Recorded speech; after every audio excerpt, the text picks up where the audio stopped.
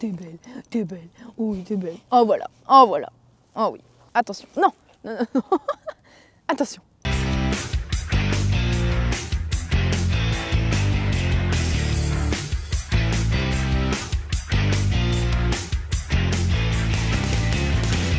Hey, tout d'abord, j'espère que vous avez passé d'excellentes fêtes, que vous avez bien profité de votre famille et surtout que vous avez bien fait exploser votre compteur de cholestérol. Cette période, c'est toujours le moment de revenir sur l'année qui vient de se dérouler et moi j'ai décidé de commencer par une note un peu positive et de vous présenter mes favoris de toute l'année 2018. En gros, c'est tous les produits que j'ai achetés, testés, rachetés et souvent beaucoup kiffé. On commence tout de suite, c'est parti. Je ne me suis pas beaucoup améliorée depuis la dernière fois, comme vous pouvez le remarquer. On va commencer par ces protections fermées Back on Track qui ont bien vécu, comme vous pouvez le voir. Voilà. Je les ai achetées au début de l'année dernière et clairement je ne les ai pas quittées. Et pourtant, elles sont encore plus ou moins en forme, elles tiennent, elles font encore le taf. J'avais besoin de protection fermée pour mettre à l'arrière sur les postérieurs parce que Tivoli se touche beaucoup et que je suis obligée de mettre toujours des protections et c'est encore mieux quand elles sont fermées. Surtout que souvent je le cramponne quand on bosse sur des terrains herbeux. En herbe. À l'intérieur, on trouve toujours la technologie de Back on Track, la technologie Weltex qui est à base de céramique. Elles sont super légères, elles sont très aérées. Je sais que je les ai payées un tout petit peu plus de 50 €, ce qui est correct, surtout qu'elles ont une technologie en plus par rapport à toutes les autres protections. En tout cas, je pense que ça, même si c'est pas forcément le plus sexy, c'est mon gros favori de l'année 2018. Je les mets tout le temps.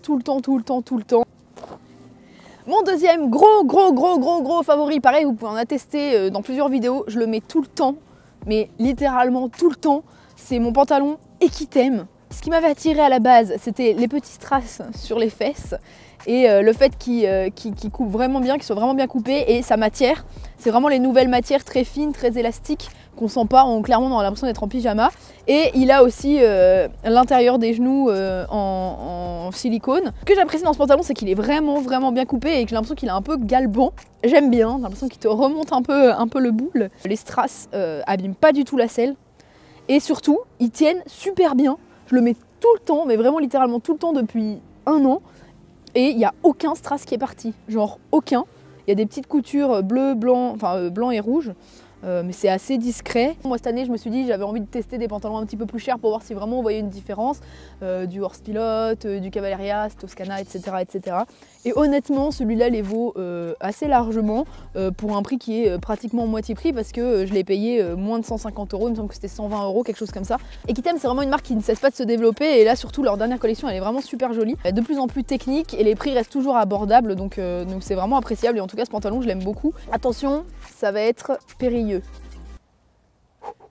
Yes!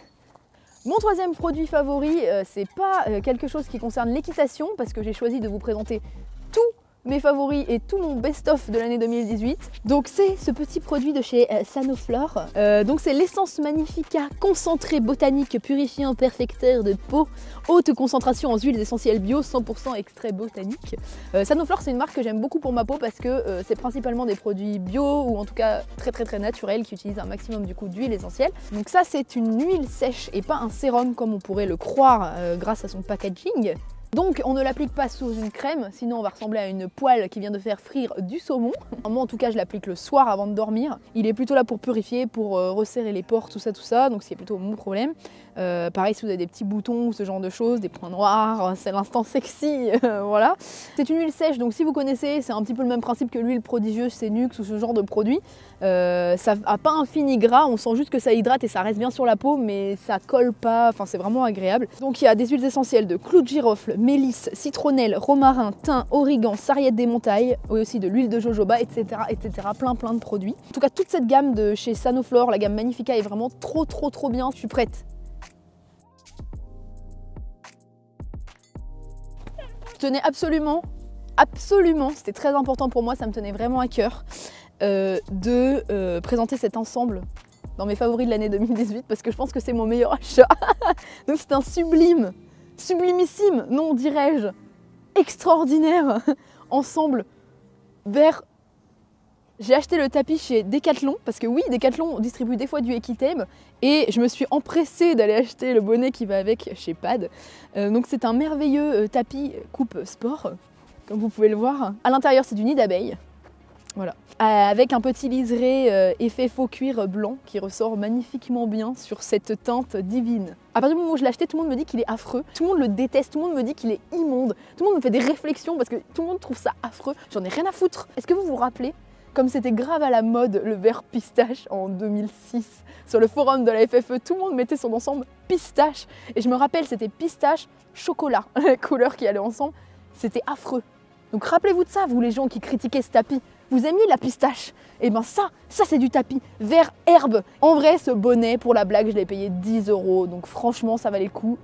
Hein, fallait pas s'en priver. Je voulais redorer le blason de cet ensemble, qui franchement mérite bien mieux que ce que les gens lui réservent. Voilà.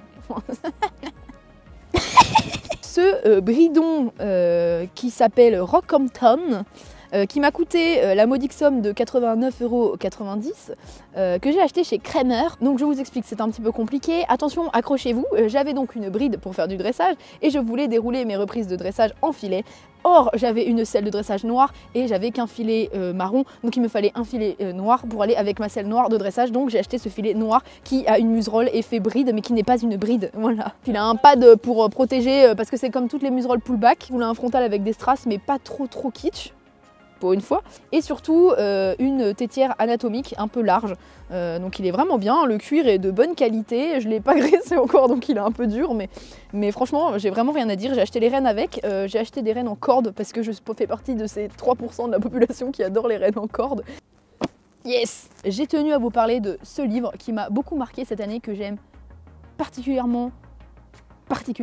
Donc ce livre, c'est L'homme qui murmure à l'oreille des serpents, vous connaissez ou pas? Donc ce livre, c'est L'homme qui savait la langue des serpents, écrit par l'auteur estonien Andrus Kivirak. C'est un livre qui a gagné le Grand Prix de l'Imaginaire en 2014 et qui est sorti en 2007 en Estonie. Donc c'est l'histoire d'un jeune homme qu'on va suivre du début à la fin de sa vie, qui est un petit peu tiraillé entre deux mondes, entre sa famille, qui vit dans la forêt, qui parle aux animaux grâce à la fameuse langue des serpents qui permet de contrôler les animaux, de leur parler, de leur faire faire des choses.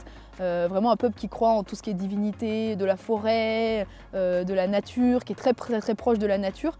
Et ce fameux peuple qui a évolué. T'as évolué toi? Qui a évolué et qui du coup maintenant se retrouve dans un village comme une réelle civilisation qui cultive, et qui, pour le coup, a complètement désappris la langue des serpents et qui donc ne veut plus communiquer avec la nature. Et il va vraiment être tiraillé entre ces deux mondes jusqu'à devoir devoir choisir. Ce qui est bien, c'est que c'est pas trop un livre trop manichéen qui dit en gros les méchants, c'est les gens avec la civilisation et à la modernité, et les gentils, c'est ceux qui parlent aux animaux et aux petits oiseaux, un peu comme pourrait le faire le film Avatar par exemple. C'est beaucoup plus nuancé que ça. C'est plus un espèce de pamphlet de la société. En gros, ça m'a pas mal rappelé tout ce qui est film de Miyazaki, ce genre de choses. Et j'ai vraiment aimé ça. J'ai trouvé ça hyper touchant, hyper bien écrit. C'est vraiment super intéressant, mais il est sérieux lui. Arrête, oh là là. Donc voilà, ça.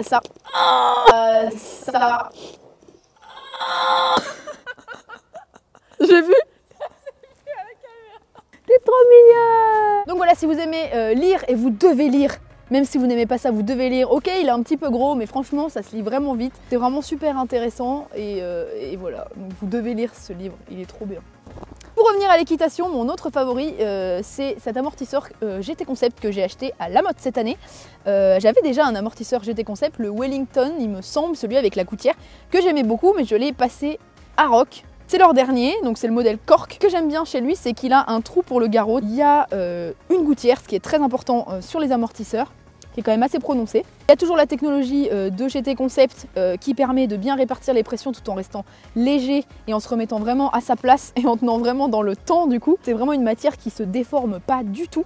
Ce que je reproche souvent à certains amortisseurs, plus de mémoire de forme ou en mouton, à force d'appuyer, finalement les points de pression se font. Celui-là, c'est vraiment pas du tout le cas. On peut appuyer longtemps au même endroit, la matière se remet toujours en place. Et la particularité de celui-là, c'est qu'il a sa structure à l'intérieur en liège, parce qu'ils ont découvert, justement avec leur sel en liège, que le liège avait vraiment un vrai pouvoir amortissant aussi et qui répartissait très bien les pressions. Je sais qu'on peut personnaliser cette partie-là de cuir en couleur. Toutes les selles et tous les chevaux n'ont pas forcément besoin d'un amortisseur, c'est pas forcément toujours une bonne chose. Une bonne selle bien adaptée sera toujours mieux qu'une bonne selle avec un amortisseur qui est pas très bon. Faites bien attention à ça en tout cas quand vous choisissez votre amortisseur et si vous en avez vraiment besoin.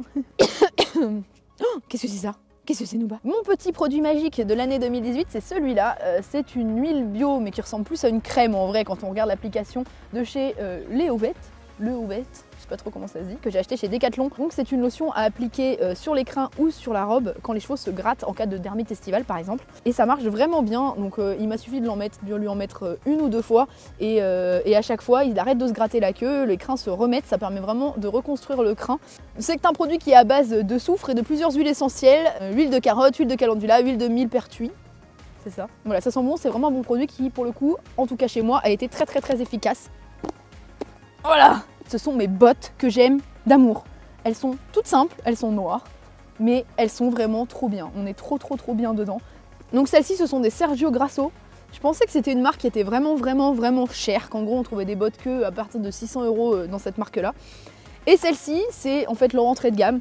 Je les ai payées autour de 300 €, ce qui est déjà pas donné, mais qui est vraiment le prix d'une bonne paire de bottes. Elles sont encore en super état, elles ont des petits lacets, le bourron, donc vraiment tout simple.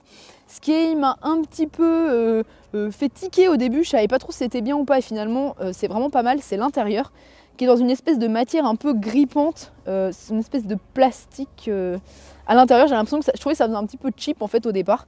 Et finalement, quand on les met, ça se voit pas forcément, ça s'adapte bien à la jambe. Bon, j'ai pas trouvé un grip particulier sur la selle, enfin je sais pas, ça m'a pas changé la vie en gros.